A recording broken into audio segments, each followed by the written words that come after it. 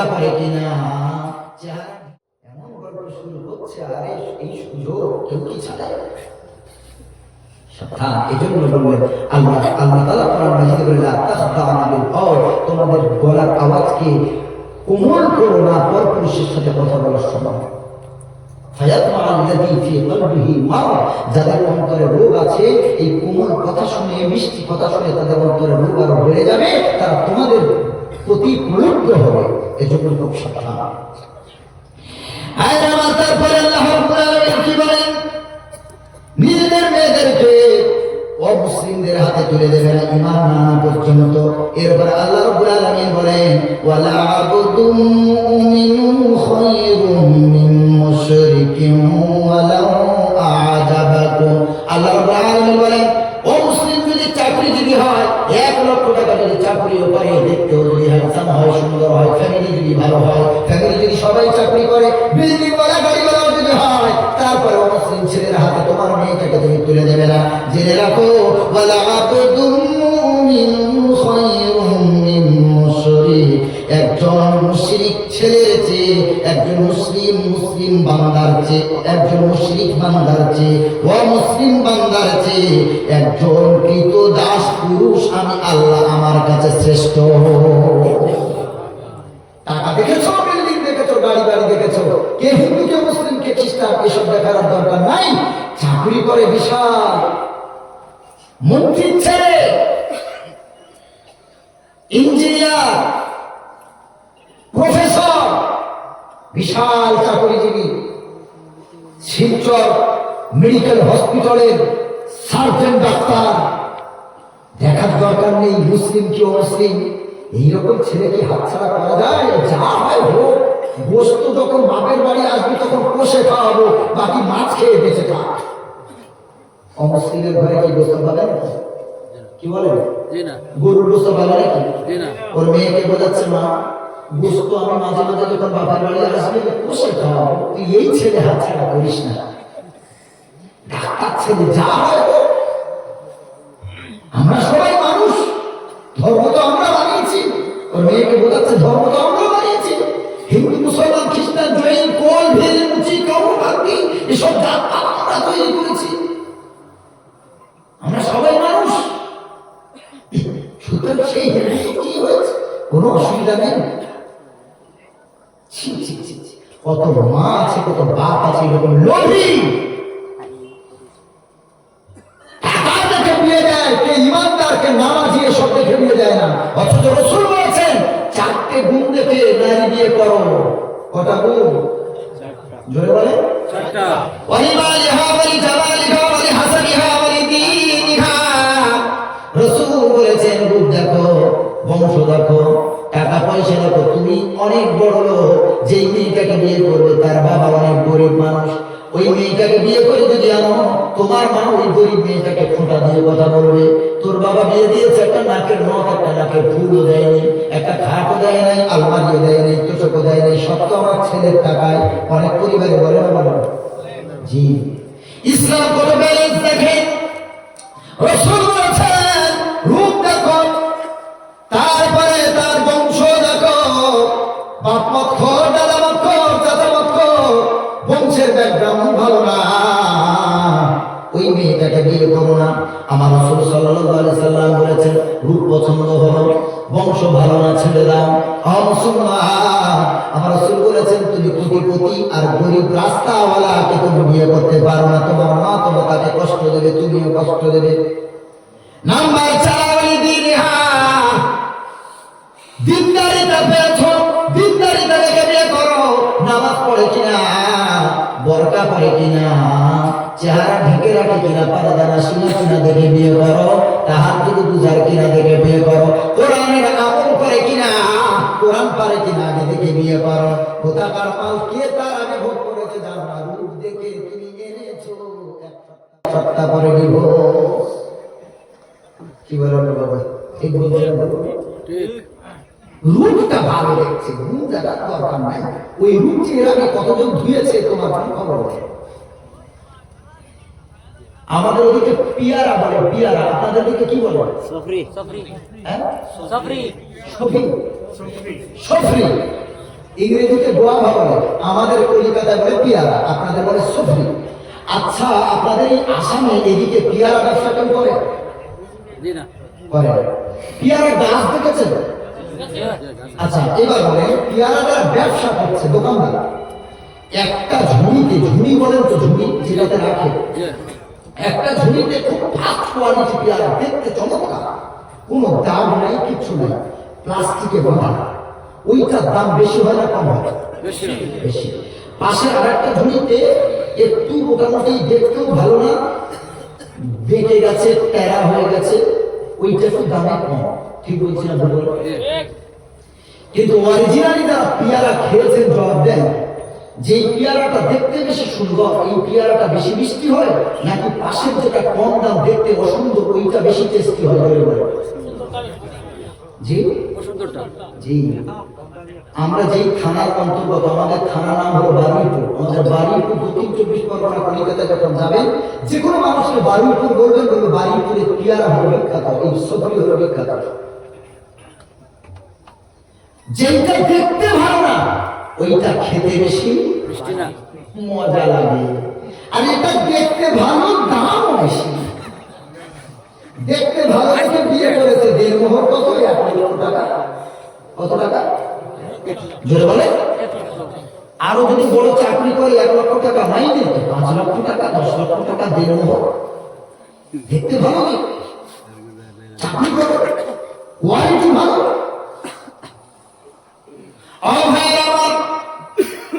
দেখতে ভালো দেখে নিয়ে চলে আসলো, কেমন কিছুই দেখার দরকার নাই। সোসাইটিতে বন্ধু সমাজে যখন বউটারে নিয়ে যাবে, সকলে বলবে না তোর বউটা দেখতে সুন্দর, সকলে উপর প্রশংসা করবে।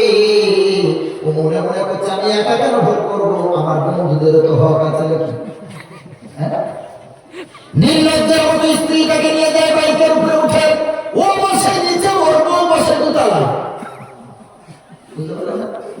দামি দামি বাইকগুলো আমরা দেখেছি, ড্রাইভার বসছে নিচে, মানে বক্ত সিট, আর পিছনের সিটটা উঁচু থাকা না থাকে। হ্যাঁ, R15 বলে, আর KTM গাড়ি বলে, আর 2-1টা নাম বলে, হ্যাঁ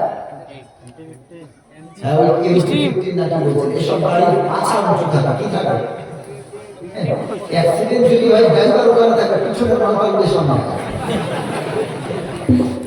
বুঝতে পেরেছি? সুন্দরী বিয়ে করে দামি বাইক কে দিয়েছে? শ্বশুর আব্বা। বাইক কে দিয়েছে? শ্বশুর আব্বা। ও নিজের আব্বার ভালো লাগে না, তুমি কে দিয়েছো?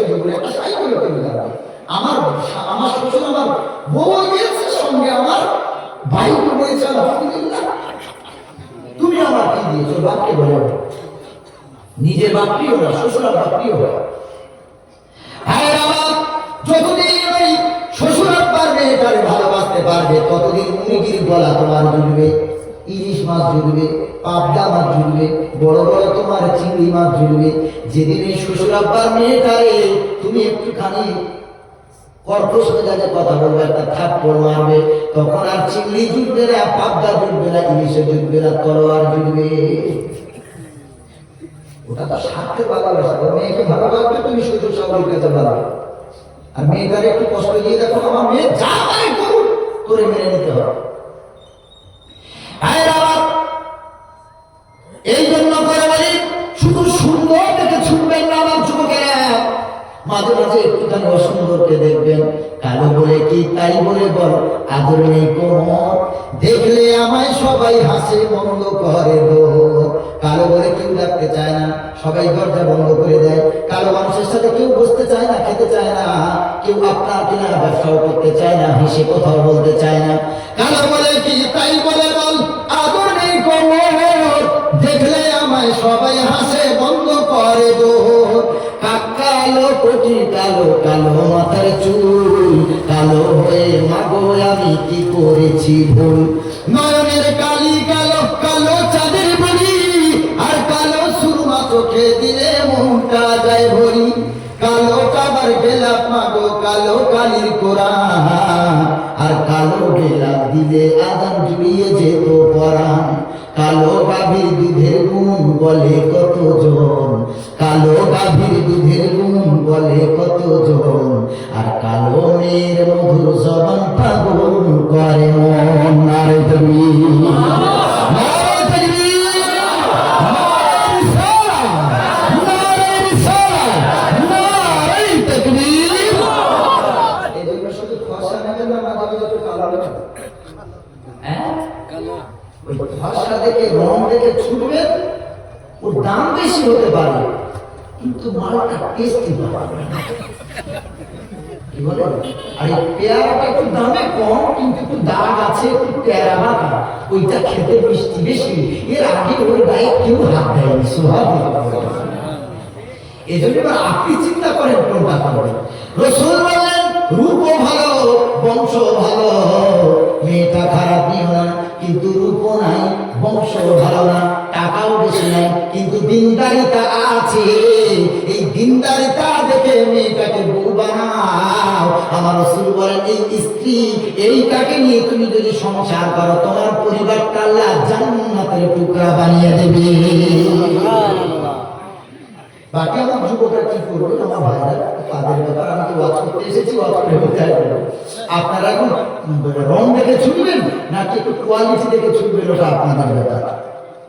তাহলে আল্লাহ তাআলা কি বলছেন, তোমরা মুশরিক ছেলেদের সাথে তোমাদের মেয়েদেরকে বিয়ে দিও না, ঈমান না আনা পর্যন্ত। তবে জেনে রাখো, ওয়ালা আনতুম মুমিনুন, একজন ঈমানদার দাস বা গোলাম বা গরীব ঈমানদার একজন মুশরিক ছেলের চেয়েও উত্তম। সুবহানাল্লাহ।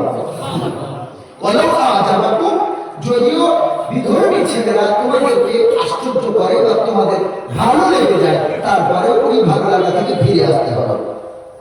উলাইকা ইয়াদউনা ইলান নার, এরপর আল্লাহ তাআলা কথা বলেন, বিধর্মীর পথে ছুটেছো, মুসলিম নারী ভালো লাগলো না, মুসলিম ছেলে ভালো লাগলো না, হিন্দু ছেলে, মুশরিক ছেলে, ইহুদি ছেলে, খ্রিস্টান ছেলে তোমার ভালো লাগলো। আল্লাহ রাব্বুল আলামিন বলেন, জেনে রাখো, তাদেরকে যদি ভালো লেগে যায়, তাদের সাথে যদি তোমরা সম্পর্ক করো, উলাইকা ইয়াদউনা ইলান নার, তারা তোমাদেরকে আগুনের দিকে, জাহান্নামের দিকে ডাকবে। অমুসলিমেরা কোন দিকে ডাকবে? জোরে বলেন, জাহান্নামের দিকে ডাকবে। আল্লাহ বলেন, আমার ডাকা পছন্দ হয় না অন্যের ডাকা পছন্দ হয়? দেখো, উলাইকা ইয়াদউনা ইলান নার, তারা ডাকে আগুনের দিকে, আল্লাহু ইয়াদউ ইলাল জান্নাহ। আয়াত দেখতে পাচ্ছেন না? বলছি উলাইকা ইয়াদউনা ইলান নার, আল্লাহু ইয়াদউ ইলাল জান্নাতি ওয়াল মাগফিরাতি বিইذনি। তারা ডাকবে আগুনের দিকে, জাহান্নামের দিকে। আর আমি আল্লাহ তাআলা আমার অনুগ্রহে, আমি আল্লাহ তাআলা জান্নাতের দিকে এবং আল মাগফিরাতি, ক্ষমার দিকে আমি আল্লাহ বান্দা বান্দীকে ডাকি। সুবহানাল্লাহ। আল্লাহ ডাকে কিসের দিকে? জান্নাত এবং মাগফিরাতের দিকে, ক্ষমার দিকে, বিইذনি। আল্লাহর অনুগ্রহে, আল্লাহর অনুমতি করো।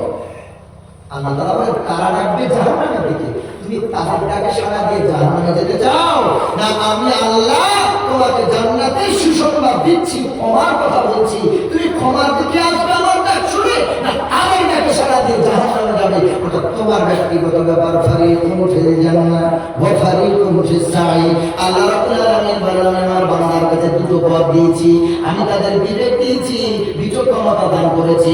ফারিকুন ফিল জান্নাহ, একটা পথ হলো জান্নাতের পথ, ওয়া ফারিকুন ফিস সাঈর, দ্বিতীয় পথ হলো জাহান্নামের পথ। আল্লাহ রাব্বুল আলামিন বলেন, ওয়া হাদাইনাহুম নাজদাইন, আমি আল্লাহ তোমাদেরকে দুটো পথ আমি আল্লাহ দিয়েছি। ফালাহামাহা ফুজুরাহা ওয়া তাকওয়াহা। আল্লাহ রাব্বুল আলামিন বলেন, আমি তোমাদেরকে দুটো পথের কথা বললাম, একটা হলো তাকওয়ার পথ, আর একটা হলো গুনাহের পথ। তুমি কোন পথে চলবে তোমার ব্যক্তিগত ব্যাপার। রব্বুল আলামিন বান্দারে, ওয়া হাদাই আলাম নাজআল লাহু আইনাইনি ওয়া লিসানাহু ওয়া শাফাতাইন ওয়া হাদাইনাহুম নাজদাইন। আল্লাহ বলে, আমি আল্লাহকে দুটো চোখ দান করি, আমি আল্লাহকে জবান দান করি, আমি আল্লাহকে দুটো ঠোঁট দান করি, আমি আল্লাহকে তোমার আকল দান করি, বুদ্ধি বিবেককে আমি আল্লাহ দিই, আমি আল্লাহ যা তোমার প্রয়োজন সব আমি আল্লাহ দান করলাম। তবে তোমার বুদ্ধি বিবেক খরচ করে ভালো পথে তুমি চলতেও পারো, আবার নাও চলতে পারো, ব্যক্তিগত স্বাধীনতা আছে। জেনেরা বলে মুসলমান দুনিয়া থেকে যেদিন তুমি বিদায় নেবে, ইন্নাল মুজরিমিনা নাকিসু রুসিহিম ইনদা রাব্বিহিম, বেঈমান হয়ে যদি তুমি কবরে যাও, জাহান্নামের পথ অবলম্বন করে যদি তুমি কবরে যাও, আল্লাহর সামনে তুমি মাথা উঁচু করে দাঁড়িয়ে থাকতে হবে। সেই দিন আল্লাহর সাথে কথা বলার কোনো অধিকার আল্লাহ দেবেন না। লা ইয়াতাকাল্লামুনা ইল্লা মান আযিনা লাহু রহমান ওয়া ক্বালা সাওয়াবা, ইল্লা মান আযিনা লাহু রহমান, আল্লাহ তাআলা তাদের ইজাজত দেবে, অনুমতি দেবে, ওই বান্দা ব্যতীত আল্লাহর সাথে কথা বলার মতো ক্ষমতা কারো থাকবে না।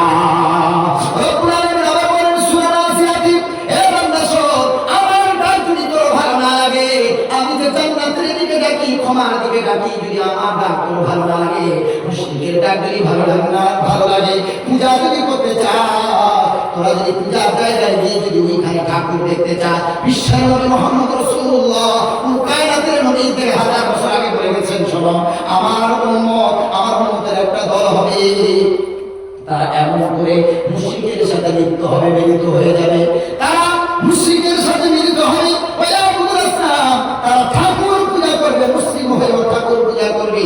নবীজি বলেছেন, শোনো, কিয়ামত ততক্ষণ পর্যন্ত হবে না, হাত্তা তালহাকা কাবাইলু মিন উম্মতি বিল মুশরিকিন, যতক্ষণ আমার উম্মতের একটা দল মুশরিকদের সাথে মিলিত না হবে। নবীর কথা সত্য না মিথ্যা? রাসূল